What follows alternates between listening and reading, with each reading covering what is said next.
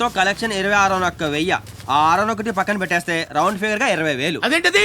మన నాన్న వైఎస్ రాజశేఖర రెడ్డి ముఖ్యమంత్రిగా ప్రజల దగ్గర దోచుకున్న సొమ్మంతా ఇద్దరం సమానంగా పంచుకుందాం.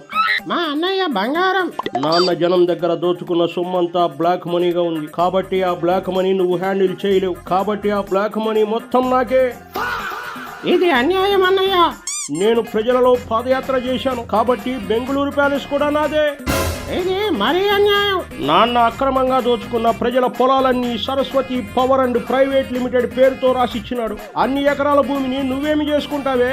అందుకే ఆ భూములన్నీ నాకే. నువ్వు చిన్నప్పటి నుంచి ఇంతే నన్ను మోసం చేస్తూనే వస్తున్నావు. అబ్బా, చిన్నప్పటి నుంచి చూస్తున్నా. ఎప్పుడన్నా సరిగ్గా పంచావురా? అన్ని డబ్బులు నువ్వు తీసుకొని ఇవి నాకు ఇస్తావా? 10th క్లాసులో ఎగ్జామ్ పేపర్ కొట్టేసిన వాడిని నన్ను నమ్మమని ఎవరు చెప్పినారో. అయినా మన బాబు రాజశేఖర రెడ్డి కష్టపడి సంపాదించిన సొమ్ము కాదు కదా ఇది. ప్రజల దగ్గర దొబ్బేసిన సొమ్మే కదా. నీకు ఒక్క పైసా కూడా ఇవ్వను. నువ్వు ఎవరికి చెప్పుకుంటావో చెప్పుకోపో.